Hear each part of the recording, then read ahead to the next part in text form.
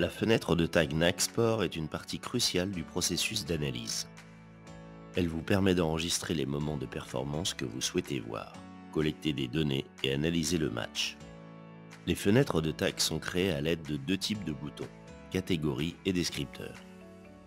Les catégories vous permettent de créer des clips vidéo des moments importants pour vous, et les boutons descripteurs sont utilisés pour ajouter des couches d'informations sur vos catégories pour fournir autant ou aussi peu de détails selon vos besoins. Alors, comment créer un template? Eh bien, cliquez sur les options dans le menu principal.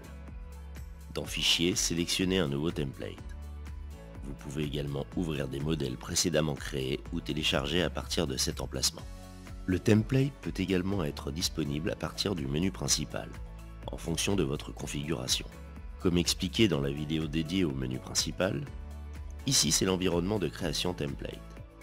À gauche, vous pouvez voir la fenêtre des propriétés du bouton où vous pouvez personnaliser entièrement le comportement, l'apparence et la convivialité de chaque bouton. À droite se trouve la fenêtre de tag elle-même.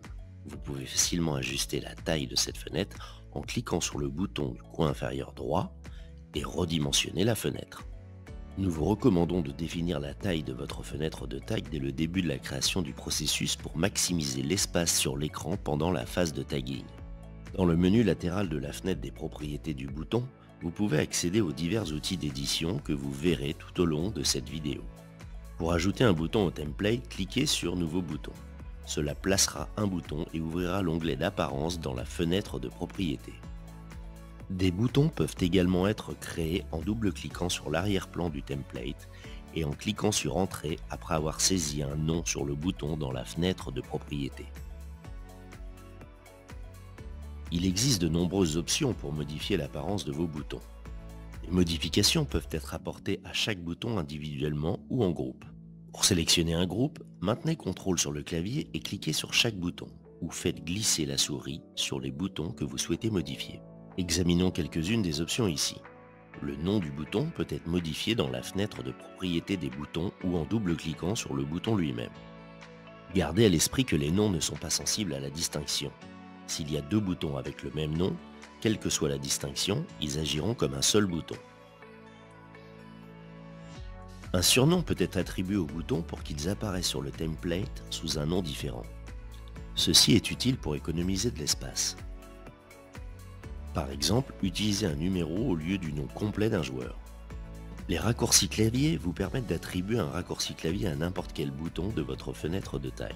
Cela signifie que vous pouvez utiliser le template sans cliquer dessus avec la souris. Il existe 173 raccourcis clavier possibles. Découvrez-les tous en cliquant ici. Cocher cette case affichera le raccourci clavier sur le bouton. Changez la couleur de vos boutons à l'aide de la palette de couleurs ou en insérant le code couleur.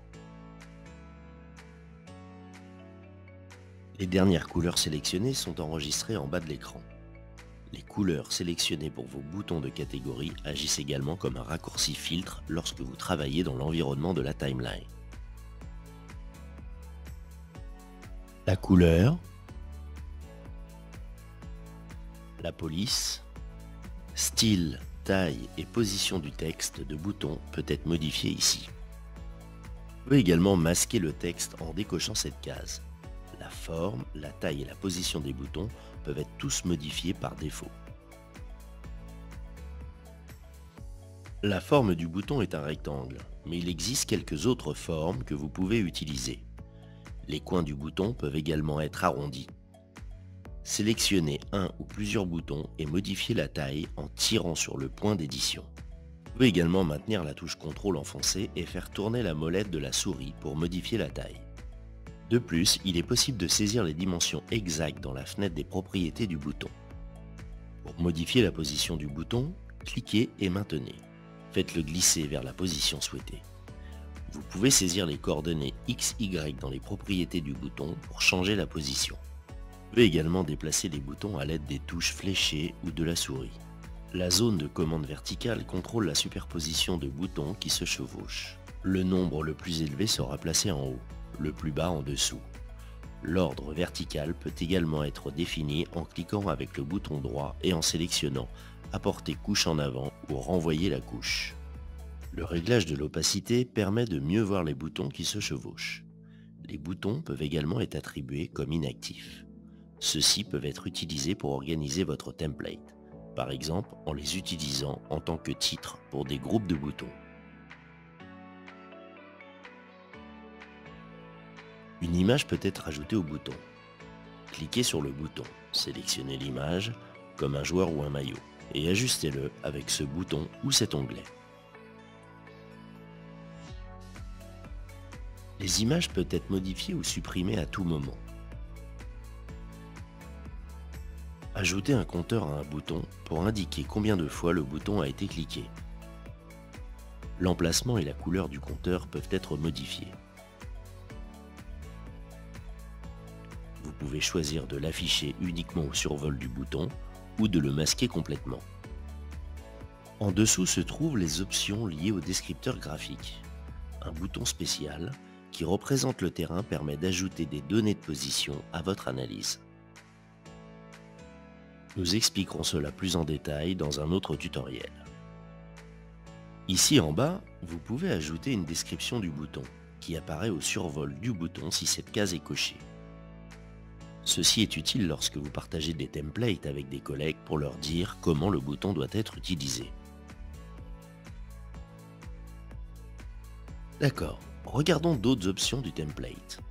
Sélectionnez le bouton et supprimez-le du template en utilisant Supprimer ou cette icône.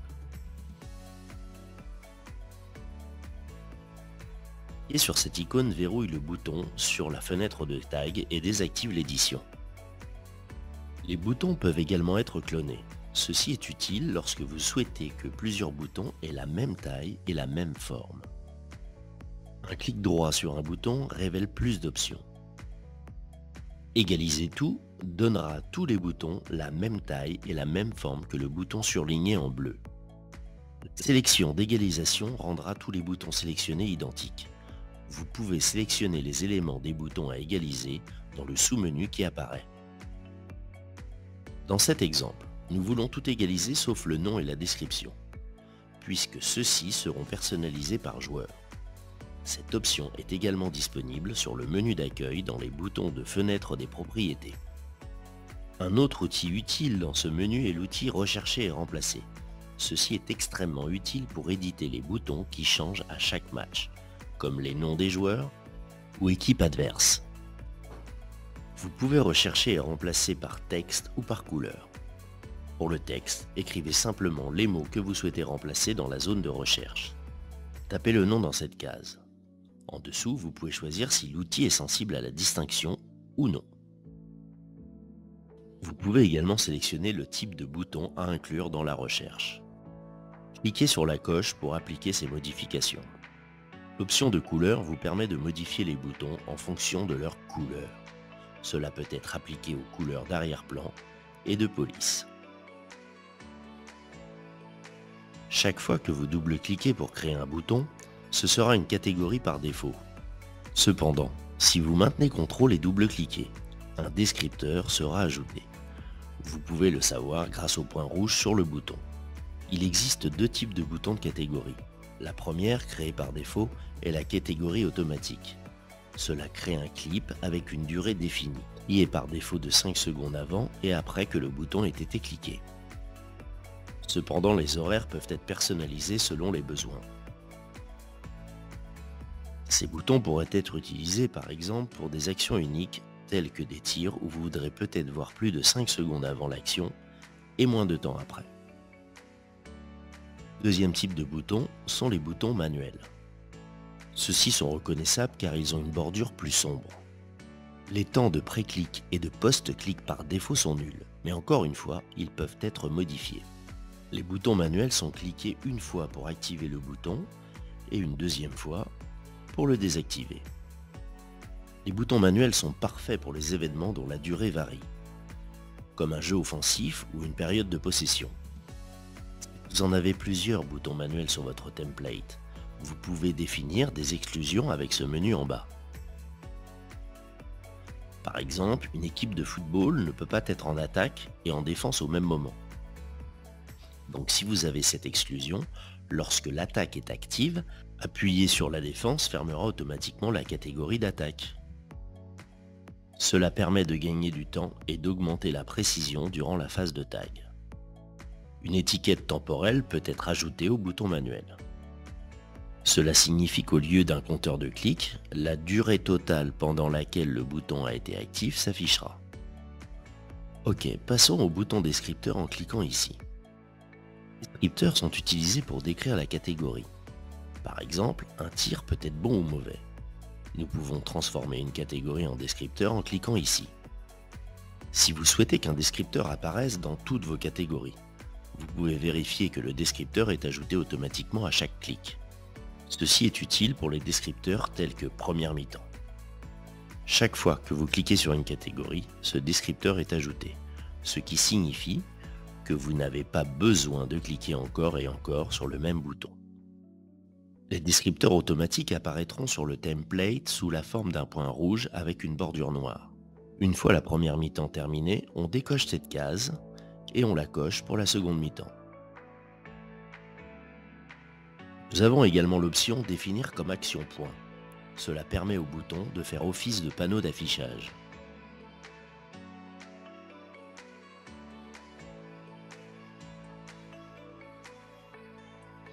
Cochez cette case. Sélectionnez la valeur 1 si c'est un but, 3 pour un 3 points au basket, et l'équipe à laquelle il est attribué. Chaque fois que vous cliquerez sur ce bouton, ces points seront ajoutés.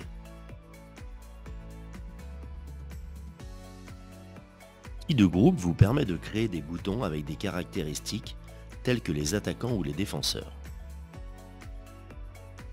Le même bouton peut être dans plus d'un groupe. Le joueur 2 par exemple peut être à la fois chez les défenseurs et les ailiers. Vous pouvez accéder aux groupes de deux manières différentes. Le premier concerne les groupes pour l'ensemble de la fenêtre de tag. C'est ici que vous pouvez créer et voir les groupes contenus dans le template et quels boutons font partie de chaque groupe. Cliquez sur le symbole plus lorsque vous souhaitez créer un nouveau groupe. Choisissez le nom et sélectionnez les boutons qui formeront ce groupe. Cliquez sur OK. Vous pouvez procéder dans l'autre sens en sélectionnant d'abord les boutons, puis en cliquant sur le plus. Cliquez sur l'icône moins pour supprimer un bouton d'un groupe et supprimer l'ensemble du groupe avec l'icône de la poubelle. Deuxièmement, vous pouvez le faire à partir de boutons individuels. Dans la fenêtre de propriété du bouton, sélectionnez le ou les boutons que vous souhaitez inclure dans un groupe. Cliquez sur l'icône plus et sélectionnez le groupe. La différence entre cette méthode et la précédente est que vous pouvez voir tous les groupes disponibles. C'est juste une façon différente d'ajouter des boutons. Une fois votre template prêt, vous pouvez l'enregistrer dans les options, menu en haut à droite ici. Ici, vous pouvez également ouvrir ou importer des templates existants dans différents formats.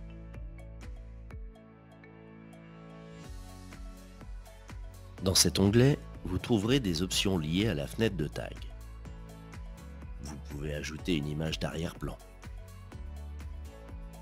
Vous pouvez changer la couleur du template.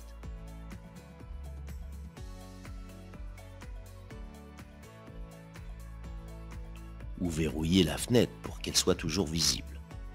Vous pouvez rendre l'arrière-plan transparent, ce qui est idéal si vous travaillez sur un seul écran et que vous souhaitez superposer la fenêtre de tag au-dessus du lecteur vidéo. Vous trouverez ici un onglet qui vous permet de protéger votre template par mot de passe, si vous travaillez sur un ordinateur partagé par exemple. Dans l'autre onglet, vous pouvez ajouter une description qui s'affiche sur le bouton Info, où vous pouvez également voir le nombre total de boutons séparés par catégorie, descripteur et bouton inactif. Il donne également les mesures exactes du template. L'activation de ce bouton conservera le rapport hauteur-largeur lors du redimensionnement. Cette option est très utile lorsque par exemple vous adaptez votre template sur un écran plus petit et pour une utilisation dans Export Tag and View. Un autre outil d'édition utile trouvé dans le menu latéral est la grille. Ceci n'est visible que lors de la modification de votre template et sert de référence lors du placement des boutons. Vous pouvez également aligner les boutons verticalement en cliquant avec le bouton droit et en sélectionnant « Aligner les boutons sélectionnés sur le bouton de référence ». N'oubliez pas que le bouton de référence a toujours une bordure bleue. Enfin, cette icône accède à l'outil de présentation des fenêtres de tag. Cela affiche tous les boutons du template par ordre alphabétique et est particulièrement utile pour les fenêtres de tag comportant de nombreux boutons. Non seulement il affiche les données pertinentes pour chaque bouton, mais il permet d'accéder aux propriétés du bouton en double-cliquant.